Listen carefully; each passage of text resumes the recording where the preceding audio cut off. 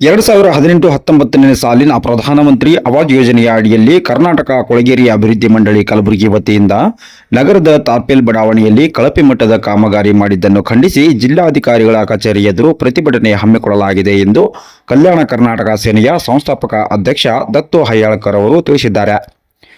ಕಲಬುರಗಿ ನಗರದ ಸೇರಿದಂತೆ ಜಿಲ್ಲೆಯ ವಿವಿಧ ತಾಲೂಕುಗಳಲ್ಲಿ ಕರ್ನಾಟಕ ಕೊಳಗೇರಿ ಅಭಿವೃದ್ಧಿ ಮಂಡಳಿಯಿಂದ ಮಾಡಿದ ಕಾಮಗಾರಿಗಳು ಸಂಪೂರ್ಣವಾಗಿ ಕಳಪೆ ಮಟ್ಟದಾಗಿದೆ.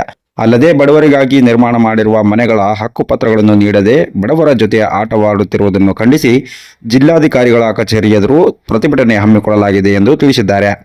ಕ್ಯಾಮರಾ ಪರ್ಸನ್ ಮಲ್ಲಿಕಾರ್ಜುನ ಹೀರಾಪುರ ಜೊತೆ ಅನಂತ್ ನಾಗ್ ದೇಶಪಾಂಡೆ, NNTV, ಕಲಬುರಗಿ. ಕಲ್ಯಾಣ ಕರ್ನಾಟಕ ಸಂಘ ವತಿಯಿಂದ ಹಾಗೂ ಸ್ನೇಹ ಸೊಸೈಟಿ ಒಂದು ಮಹಿಳಾ ಮಂಗಲಮುಖಿಯವರ ಸಮುದಾಯ ಹಾಗೂ ತುರುಗಿ ಮರುಗಿ ಅಂತ ಒಂದು ಸಮುದಾಯ ಈ ಮೂರು ಒಂದು ಜಂಟಿಯಾಗಿ ಇವತ್ತು ನಮ್ಮ ಕಲಬುರಗಿ ನಗರದಲ್ಲಿ ಬ್ರಹ್ಮಪುರ, ಬಸವನಗರ, ಒಡ್ರಿಗಲ್ಲಿ ಹಾಗೂ ಸುಂದರನಗರ, ಬಾಪುನಗರ, ತಾರ್ಪೇಲ್ ಬಡಾವಣೆ ಇಂಪಾರ್ಟೆಂಟ್. ತಾರ್ಪೇಲ್ ಬಡಾವಣೆಯಲ್ಲಿ ತುರುಗಿ ಮರುಗಿ ಸಮಾಜದವರು ಹಾಗೂ ತಾರ್ಪೇಲ್ ಬಡಾವಣೆಯ ಎಲ್ಲ ಸಮಾಜದವರು ಎಲ್ಲ ಜಾತಿ ಜನಾಂಗಗಳು ಅಲ್ಲಿ ಇಲ್ಲಿಗೆ ಸುಮಾರು ಒಂದು 60, 70 ವರ್ಷ, 40 ವರ್ಷ ಹಾಗೂ ವೈತು ಕೂಡ ಅವರು ಕೂಡ ಇಲ್ಲಿ ತನ ಕರ್ನಾಟಕ ಕೊಳಗೇರಿ ಅಭಿವೃದ್ಧಿ ಮಂಡಳಿದವರು ಅಧಿಕಾರಿಗಳು ನಿರ್ಲಕ್ಷ್ಯ ಮಾಡಿ ನಿನ್ನ ತಾನ ಹಕ್ಕು ಪತ್ರ ಕೊಟ್ಟಿಲ್ಲ. ಇವರು ಹಕ್ಕು ಪತ್ರ ಕೊಟ್ಟಿಲ್ಲ ಒಂದು ಕಡೆ, ಆದ್ರೆ ಇನ್ನೊಂದು ಕಡೆ ಅಲ್ಲಿ ನಿರ್ಮಾಣ ಆಗಿರುವ ಮನೆಗಳು 350 ಮನೆ 2019-18 ಆಗಿದೆ. 2023-20ರಲ್ಲಿ 450 ಮನೆ ಕೂಡ ನಿರ್ಮಾಣ ಆಗಿರ್ತವೆ. ಈ ಮನೆಗಳು ಯಾವುದೂ ಪೂರ್ಣಗೊಳಿಸದೆ ಇಲ್ಲಿ ಎತ್ಕೊಂಡು ಪೂರಾ ಬಡ ಜನಕ್ಕೆ ಪೂರಾ ರಕ್ತ ಹಿಂಡಿ ಅವರಿಗೆ ಬರಬಾದ್ ಮಾಡಿದ್ದಾರೆ. ಯಾರು ಅಂದ್ರೆ ನಮ್ಮ ಕರ್ನಾಟಕ ಕೊಳಗೇರಿ ಅಭಿವೃದ್ಧಿ ಇಲಾಖೆದವರು.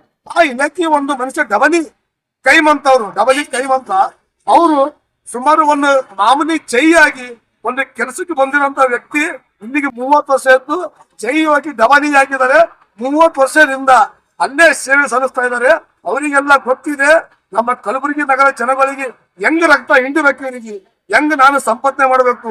ನಾನು ಒಂದು ಸೈಕಲ್ ಮೇಲೆ ಬಂದಿರುವಂತ ಒಂದು ಸಣ್ಣ ವ್ಯಕ್ತಿ ಇವತ್ತು 2-3 ಪರ್ಸನಲ್ ಕಾರು, 2 ಇನೋವಾ ಕಾರು ಎಲ್ಲೆಲ್ಲ ಜಾಗ ಮಾಡ್ಕೊಳ್ಳೋಣಪ್ಪ ಅಂದ್ರ ಬಡವರು ರಕ್ತ ಹಿಂಡಿ ಮಾಡಕ್ಕಂತ ವ್ಯಕ್ತಿ ಇವನು. ಅದಕ್ಕೋಸ್ಕರ ನಾನು ಹೇಳೋ ವಿಷಯ ಏನಪ್ಪಾ ಅಂದ್ರೆ, ಇಲ್ಲಿಗೆ ಮಾನ್ಯ ಮುಖ್ಯಮಂತ್ರಿಯವರಿಗೆ 3 ಸರ್ತಿ ನಾನು ಮನವಿ ಕೊಟ್ಟಿದ್ದೀನಿ, ಅವರಿಗೆ ಕೆಲಸದಿಂದ ವಜಾ ಮಾಡಿ ಅಂತ. ಹಾಗೂ ಪ್ರಿಯಾಂಕಾ ಖರ್ಗೆ ಸಾಹೇಬರಿಗೆ ಕೂಡ ಇವತ್ತು ನಾನು 2-3 ಬಾರಿ ಭೇಟಿಯಾಗಿ ಚರ್ಚೆ ಮಾಡಿ ಕುಂತು ಕೂಡ ನೀವು ಬಗ್ಗೆ ನಾನು ದೂರು ಕೊಟ್ಟಿದ್ದೀನಿ. ನಿಮಗೆ ಏನಾದ್ರು ಲಾಭ ಇದೆಯಾ, ಯಾಕೆ ಇರ್ತೀರಿ, ಇವರಿಗೆ ಇಲ್ಲಿಂದ ಕೂಡಲೇ ತೆಗೆದು ಬಿಸಾಕಿ ಜನರ ಮಾನ ಉಳಿಸ್ರಿ, ಅವ್ರಿಗೆ ಮನೆ ಉಳಿಸ್ರಿ, ಅವ್ರಿಗೆ ಹಕ್ಕು ಕೊಡ್ರಿ ಅಂತ ಎಷ್ಟೋ ಸರಿ ಬಾರಿ ನಾನು ಪ್ರಿಯಾಂಕಾ ಸಾಹೇಬರಿಗೆ ಮೀಟ್ ಮಾಡಿ ಚರ್ಚೆ ಮಾಡಿ ಹೇಳಿದ್ರು ಕೂಡ ಫೋನ್ ಅಂತ ಅವ್ರ ಗಮನಕ್ಕೆ ತಗೊಂಡಿಲ್ಲ. ಆದ್ರೂ DK ಶಿವಕುಮಾರ್ ಸರ್ ಬಂದಿದ್ರು, ಮುಖ್ಯಮಂತ್ರಿ ಉಪಮುಖ್ಯಮಂತ್ರಿ ಅವ್ರಿಗೆ ಕೂಡ ಕೊಟ್ಟಿದ್ದೀನಿ. ಜಿಲ್ಲಾಧಿಕಾರಿ ಒಂದು 4 ಬಾರಿ ಎದುರಲ್ಲಿ ಕುಂತು ಚರ್ಚೆ ಮಾಡೀನಿ. ಅಲ್ಲಿ ಕೆಟ್ಟಾಗಿ ನಮಗೆ ಏನ್ ಗೊತ್ತಾಗುತ್ತೆ ಅಂದ್ರ ಇದರಲ್ಲಿ ಎಲ್ಲಾರು ಶಾಮೀಲಿದ್ದಾರೆ, ಎಲ್ಲರಿಗೂ ಕೂಡ ಇದಕ್ಕೆ ಪಾಲು ಅಂತಿದೆ ಅನ್ನೋಂತ ಒಂದು ನಮಗೆ ಸಂಶಯ ಬರ್ತಾ ಇದೆ. ಅದಕ್ಕೋಸ್ಕರ ಈ ದಿನದಲ್ಲಿ ಈ ತಿಂಗಳು 28 ತಾರೀಕಿನ ಗಡುವು ಕೊಟ್ಟಿದ್ದೀವಿ. ಆ ವ್ಯಕ್ತಿ ಇಲ್ಲಿಂದ ವಜಾಗೊಳಿಸ್ಬೇಕು, ಅವನಿಗೆ ಕೆಲಸ ತೆಗಿಬೇಕು, ಬೇರೆ ಅಧಿಕಾರಿ ಬರಬೇಕು, ಎಲ್ಲ ಹಕ್ಕುಪತ್ರವನ್ನು ಎಲ್ಲ ಸಮುದಾಯಕ್ಕೆ ಕೊಡಬೇಕು. ಎಲ್ಲ ಮನೆಗಳು ಏನು ಅರ್ಧ ನಿಂತಿರೋ ಮನೆಗಳು, ಛತ್ರ ನಿಂತಿರುವ ಮನೆಗಳು ಎಲ್ಲಾನು ಕೂಡ ಕೂಡಲೇ ಮತ್ತೆ ಪ್ರಾರಂಭ ಮಾಡಬೇಕು.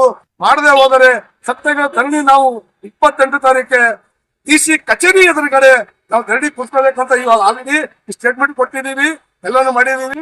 ಈ ದಯವಿಟ್ಟು ಈ ವ್ಯಕ್ತಿಗೆ ಇನ್ನೂ ಎಷ್ಟೋ ಜನ ಬಡವರು ರಕ್ತ ಹಿಂಡಂತ ಕೆಲಸ ಮಾಡ್ತಾರ. ದಯವಿಟ್ಟು ನೀವು ವಜಾಗೊಳಿಸ್ತಾ ಹೋದ್ರೆ ನಾವು ಸತ್ಯ ಧರಣಿ ಕೂತ್ಕೊಳ್ಳಕ್ಕೆ ಸಿದ್ಧವಾಗಿ ರೆಡಿಯಾಗಿ ನಿಂತಿದ್ದೀವಿ. ಧನ್ಯವಾದಗಳು. ತಮ್ಮ ಹೆಸರು ಹೇಳಿ ಸರ್. ಕಲ್ಯಾಣ ಕರ್ನಾಟಕ ಸೇನೆಯ ಸಂಸ್ಥಾಪಕ ರಾಜ್ಯಾಧ್ಯಕ್ಷ.